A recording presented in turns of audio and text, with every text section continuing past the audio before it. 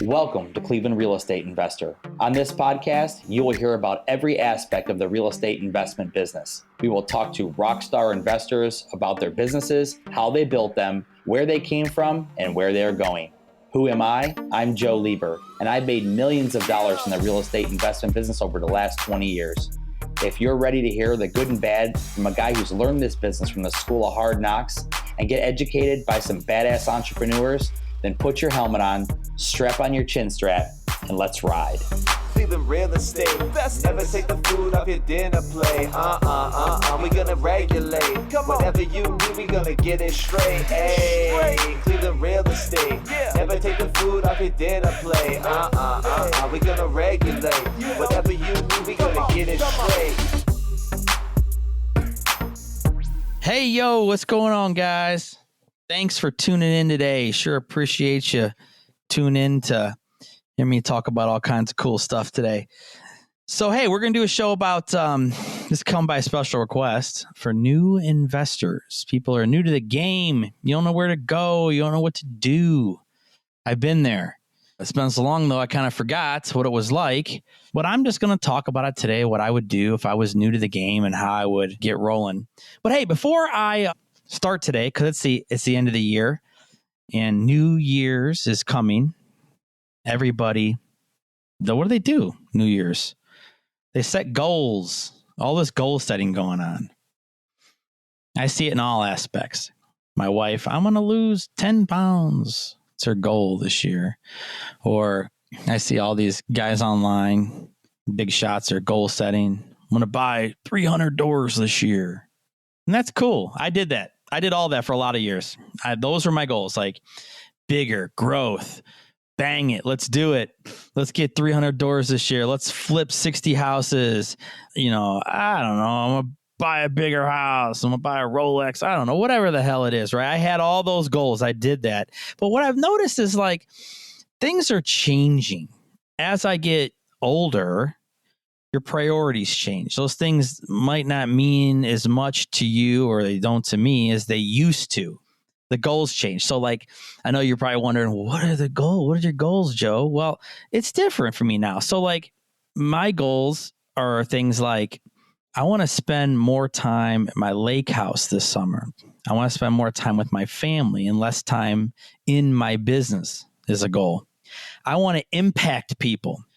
I'll give you a good one. I make an impact. I just saw this the other day. I live in a town called Hinckley here just outside of Cuyahoga County. And this jackass here, I'm saying it, mother goes over to the cemetery in Hinckley with their 3-year-old little boy and didn't want the little boy anymore and drops the child off in the middle of the cemetery and takes off. This little boy is running after the car. Don't leave me. Don't leave me. And this mother just splits. What the hell? Like, you can't even make this stuff up, right? It's all over the news. Thankfully, there's someone in the cemetery seeing this go on. And the lady came over, put the little boy in her car, called Hinckley PD. And, they took the little boy and there was a huge outpour in the community, right? It's right before Christmas and people are bringing gifts and gift cards and clothes and all this stuff over to the Hinckley Police Department. I like that. I like to get involved in that. I like to give and have impact because this idiot did this to a child.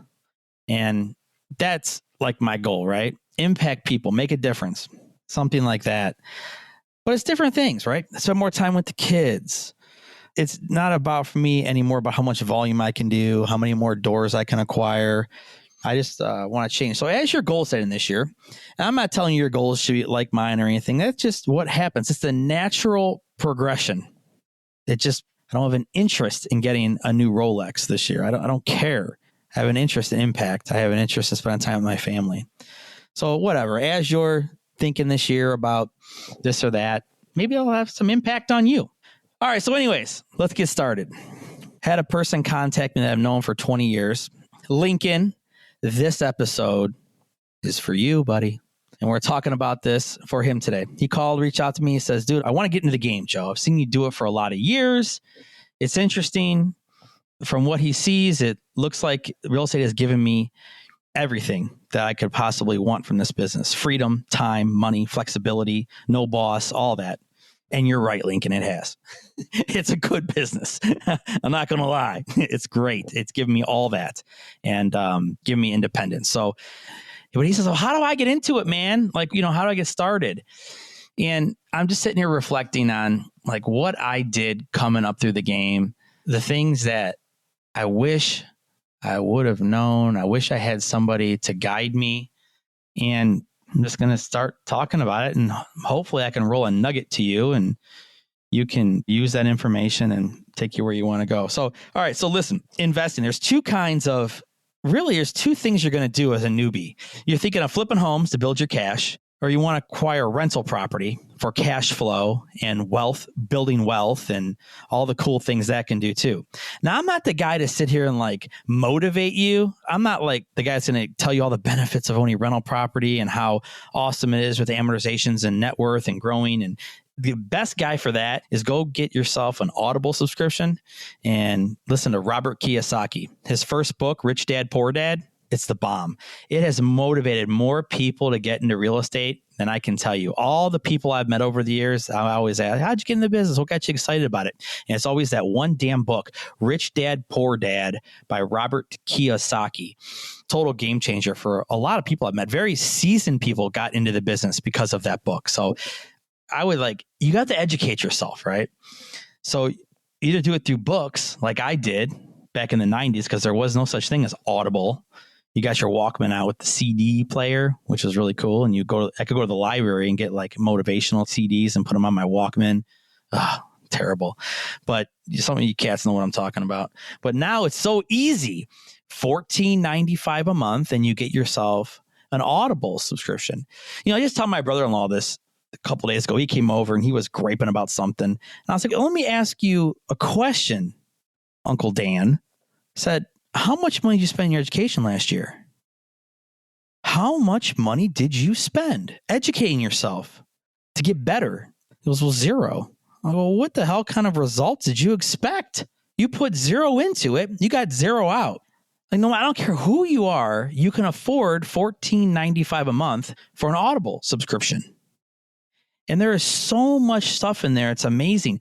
Like, just think about this even. This podcast is free to you. And this is 22 years of all my trials and tribulations that I go on here and pour out to you for free. Enjoy it. It's fun.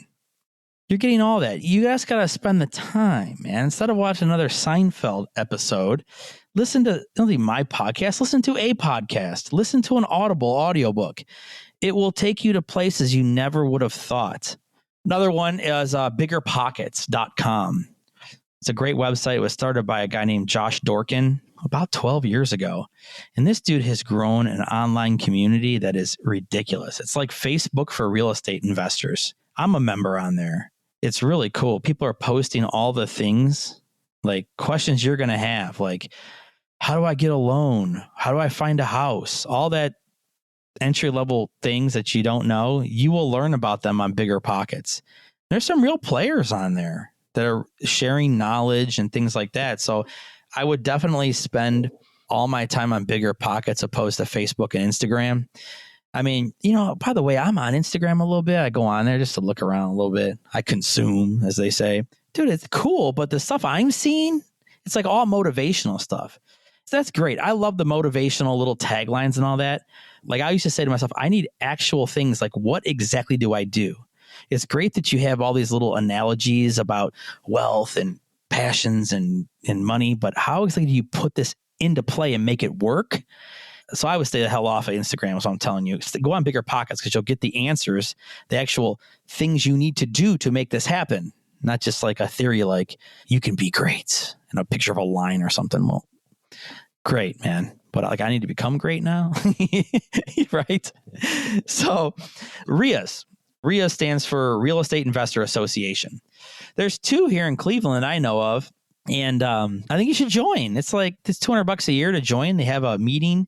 Right now, it's a little tough because of COVID. I think they're doing their meetings online. But it's a community of local real estate investors that are talking about deals and financing and opportunities and questions and landlording and all the different things. So I would look into the RIAs. And when the COVID lifts, I would start going to the meetings. They have them over at the Holiday Inn in Independence is where their home base is. So I would do that. Get a mentor. Get someone to mentor you, and don't look for a free mentor. No, don't do that. A paid mentorship, one that's really going to help you. Find a real estate guru who does this for a living and do a paid mentorship. I'll take a couple of my favorites and I get nothing out of this. No, I'm just plugging them for free. Ron LeGrand. He was a mentor of mine a long time ago. He's still in the game. He still teaches. He's out of Jacksonville, Florida. Just Google his name, Ron LeGrand, Legrand. Great dude. Really knows his shit. He's an OG, man. He's a godfather. He gets it. He was good to me. I learned a lot. He changed my whole business in 2009. I'm still incredibly grateful for it this day. And it's kind of awesome because he was a mentor and now him and I sit next to each other in a mastermind. We're in the same mastermind now. So that's kind of weird how that came full circle, man. But it was like a proud moment for me when I was next to Ron. Instead of him being on a stage and me being in the room, I was like shoulder to shoulder. I was like, hey, holy shit, man, this is cool. So, but yeah, whatever. So get a mentor, right? Cody Sperber. I know he does mentors. Joe McCall is a mentor. These are all guys that are just big players that have positioned themselves to be coaches and mentors in the real estate business. Now, I'll tell you right now, it's going to be expensive. It's going to be expensive. If I waited till I had money to hire my first mentor, I would still be waiting. Think about it. Let that resonate for a second. If I waited until I had money to hire my first mentor, I would still be waiting to have money. You'll never have however much money you think you need to have in order to pay $3,000 to $20,000 for a mentor. You just have to do it. You have to jump off and do things you don't want to do to become great. Maybe you're not going to take your family on a vacation this year because you're going to drop 10 grand on Cody Sperber's program, but it might change your whole life. And it might not. There's no guarantees. Oh, well, that's why people are great. That's why people are not great, because people take risks. And there's a chance it might not work out for you, but that's the demon that you're going to have to overcome. So if you want to be great, then start acting like that. Carry yourself like that. So here's another one that I did back in the day is joint ventures. I didn't even realize I was doing them. I didn't even call them joint ventures back then. But, as a young guy, you're 25, 26, you don't really have any money, not any real money, not money to acquire real estate with. So I would joint venture with people. I would network with people who had money. And then I would get them excited about doing real estate, basically. I would get them as excited as I was, and I would figure out what they could bring to the table and do a deal with. So here, I'll give you some examples. So in my mind, 4 components, right? There's the acquisition or the house to buy or whatever asset class. We'll say houses because that's what we specialize on here. There's the money or the financing part of it. There's the rehab, and then there's, because we're talking about rental properties, there's the property management. So I would just think about what I could do, right? So I know I can bring acquisition. And for you guys who are thinking how to bring acquisition, well, just look in the lowest hanging fruit places, right? Look on the MLS. There are deals hiding in plain sight. I told you guys on a previous show, I took a couple of deals right out from underneath you cats this year. They were sitting right on MLS. Not even paying attention to them. They went 30, 40, 50 days on market. Seller was ready to do a deal, and I came in and sniped those deals. So they're hiding in plain sight. And then if you want to play the auction game, try that. Auction.com, the Xome, that's XOME.com. Hudson and Marshall's an auction site. You can start chasing that game too. Calling for sale by owners, all that stuff. I don't even call it entry level stuff because the pros still do it to this day, but we just do it where most people try it for a month or two. This shit doesn't work, man. And then great, good. You're right. It doesn't work. And I got one less person to compete with, but it does work. And you just have to stay on it, man. It's like a diet, or you got to stay on it for it to work. You don't lose 20 pounds in a month. Maybe you do. I don't, but you got to stay on this stuff for it to work. You can't lose that focus and motivation. So yeah, what I was good at, I would bring those things to the game. So you could bring acquisition, or you could hook into a realtor or someone that can help you scout deals. The money and finance part was where I struggled. I was working as a real estate agent by day. So like you're on a 1099, you're not really showing income because you're writing everything off and you're not qualified for any bank loans. So I needed a financial partner. And in the very beginning, I would just bring someone in who had a job and steady income and good credit, and they could qualify for bank financing. And I would just partner with them on the deals. Basically, we were just 50-50 partners. And it worked, you know. I had to do that. And then I started getting myself around different people who were making real money. And then I would just have them either put down payments and carry loans, or have them pay cash for the house. And that was cool. That was a game changer. I owned a lot of houses there for a period of time, but they were all with partners. So I only owned 50% of that house, but I probably had, I don't even remember, 50, 60 houses at one point, and probably 04, 05. And they were, most all of them were partners. I probably had 10 by myself somehow. I don't remember how I got them, but most of those were partnerships. And I would just reach out to guys who want to get into the business, guys who are making money. At that time, the mortgage business, well, still is hot, but the mortgage lending origination business is hot. And I had ties to that business. So I was always around those guys, and they were all making big bucks even back then. And I would just go around to them and be like, hey, dude, you know, you made 15 grand last month. You want to go get a 10% down loan and partner on something? They're like, hell yeah, I got 6 grand from closing costs. And, you know, dude, that's how I did it, man. You know, they always liked me and we had good relationships. So I must have had 18, 20 partners at one point, all these mortgage guys. And it was crazy, but I'm glad those days are over. But if you want to get started, and I had to get started, that's what you have to do sometimes. You just have to do that. And then there's the rehab, right? So Lincoln, I know you know how to do this. I don't think you do it anymore. I'm not sure what you do, but I know you're good at it because you did stuff for me back in the day, even my personal house. And that is a great thing that you don't have to do, but you can construction manage that. You know how to hire these guys. You know how to make sure, you know, this guy's not, an idiot. You're good at it. You understand that. So that's the construction piece is one of the biggest pieces of this puzzle. And I would have to say, you got that on lockdown. You understand it. And you know where and how to find guys and the right guys at the right prices. And no one's going to rip you off, man. No one is. I remember you would explain things to me back at that time, and I didn't understand what the hell you were talking about. You're like, I'm going to cut it in up here and then we'll be done. And I'm like, cut it in? I don't even know what that means. I'm 23 years old and all I know is how to acquire property. Now I don't understand the construction piece of it. And, you know, there was opportunity there, you know, you just don't know, you know, and you have to learn, and you're really good at that, man. So my advice to you is you might want to focus on bringing that to the table. And now I'm not saying do the work, but be more of a magician and figure out how to get the right guys and the right price to do the work. And then last, there's the management piece, right? So property management, it's a whole science that if these properties aren't managed properly, you're going to lose money. You're going to have evictions, you're going to have turnover, you're going to have maintenance things to do. And management is a big piece to this. So you got to figure out what you can do and what you can bring to the table and look for the other pieces as a newbie. Don't try doing it all yourself, man. You're not going to be able to do it. You're not going to want to do it. It's a lot of work, especially if you're working a full-time job, which if you're new to the business, you're doing something full-time, if you're providing an income for a family. And my advice is when you take on a JV partner, just make sure you define your roles. Like make sure everybody knows what their job is. As some things go sideways and people get burnt out and upset because of misunderstandings. You know, one guy feels like he's doing all the work because they're doing acquisition, and hell, they might even be finding a private investor, and then they're managing the rehab and they're doing the management. They're like, what did you do? Why are we 50-50 partners? Like that can happen too. So make sure your roles are real defined. Like you'll do acquisition, they're going to bring the money to the deal and that's their only thing. You might not want them doing more, or you might want them to share in management with you, or they got to manage, or, you know, something. And then how long? Don't make it as like infinite deals, like they just go forever. Like we're going to manage this property for 30 years and we're going to cash flow. No, don't do that, because stuff always changes. You know, I had partners even back at that time where young guys, and guys come to me, hey, I'm getting married. I'm like, oh, geez. So what happens to our partnership now? We're 50-50 and now is your wife, what does she get in this? Or I've had them getting divorced. Or I'm moving out of state, out of town. I'm leaving this job or company, or I'm not going to see you around anymore. Like you got to have like a defined role. Like we're going to own this house for 3 years and then we're going to sell, or put a buy-sell agreement in place. And that's the next thing I was going to say.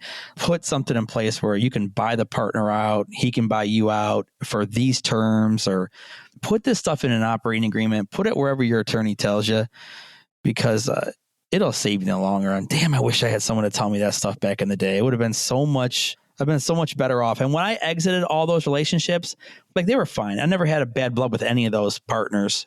And I'm still friends with a lot of them to this day. That's why you do things the right way, but still would have saved a lot of negotiations and would have saved a lot of different things with a buy-sell agreement. So I'm just looking at some of the notes I wrote down for you cats. So yeah, define your role. I told you that. Yeah, that's it. It's not going to be easy. Like anything, you're going to learn something new. You're going to learn a new skill set. You're going to have to go out and educate yourself. You're going to have to learn from somebody. So good luck. If any of you cats are new and you got a question for me, email me, call me, ping me, whatever you young bucks say. I'm around. I appreciate you tuning in, and have yourself a great new year. Well, when you hear this, it'll already be New Year. So have a great 2021, and take care, guys. Thank you for tuning in this year. This is thepodcastfactory.com.